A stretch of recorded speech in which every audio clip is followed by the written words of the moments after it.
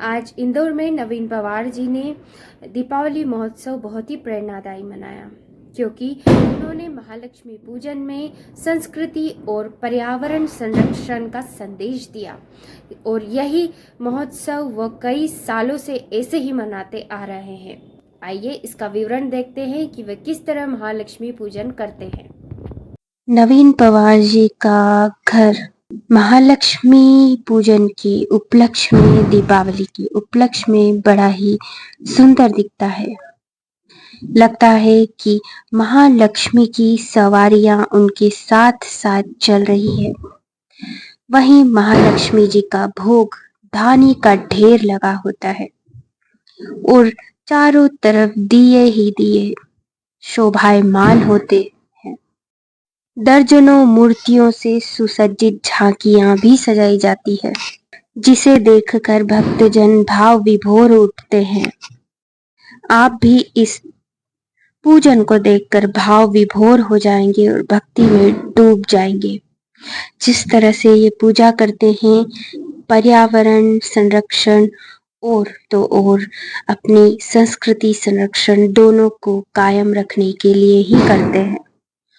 और यही हमारी सबसे बड़ी लक्ष्मी होती है कि हमने पर्यावरण, वसुंधरा, जीव जंतुओं को बचा लिया, तो वही हमारी सबसे बड़ी उन्नति का मार्ग होता है।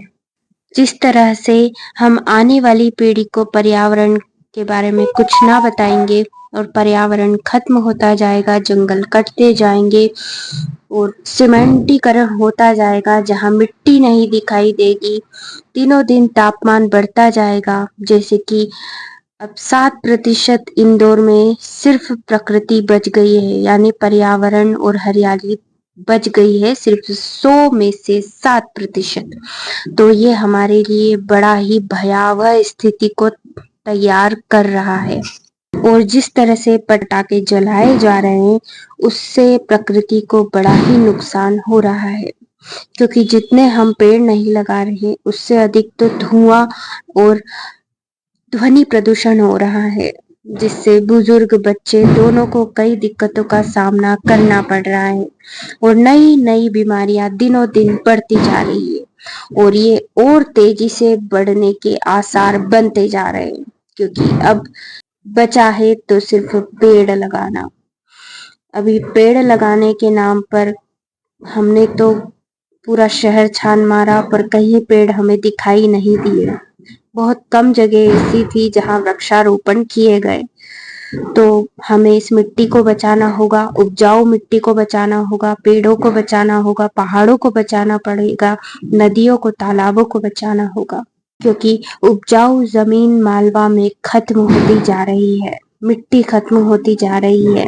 और जो बीहड़ इलाके हैं वहां पर कोई औद्योगिकरण नहीं हो रहा है, बजाय मालवा में ही ज्यादा औद्योगिकरण क्यों?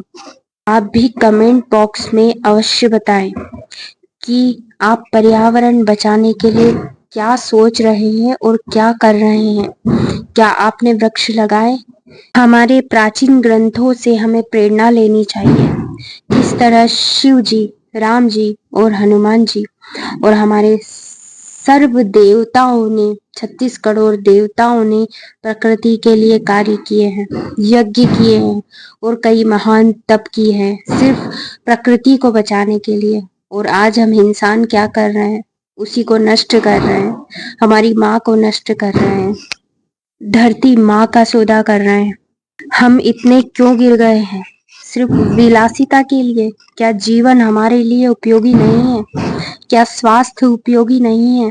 क्यों हम इतने गिरते जा रहे हैं? गांव का शहरीकरण होना प्रकृति के लिए बहुत घातक सिद्ध हो रहा है। जो पहाड़ सभी जीव जंतुओं की रक्षा कर रहे थे, जो एक कूलर या एसी का कार्य एक शहर और गांव के लिए करते थे, उन्हें नष्ट कर दिया गया। उन पर प्रदूषण से भरे हुए सारे उद्योग बना दिए गए। जहां सनातन में बोला गया है कि सब कुछ प्रकृति है, मतलब सभी के लिए प्रकृति महत्वपूर्ण है, तो उसी प्रकृति को नष्ट किया जा रहा है सिर्फ एक छोटी सी विलासिता के लिए। यह प्रकृति अनमोल खजाना है, जो कभी नहीं मिलेगा।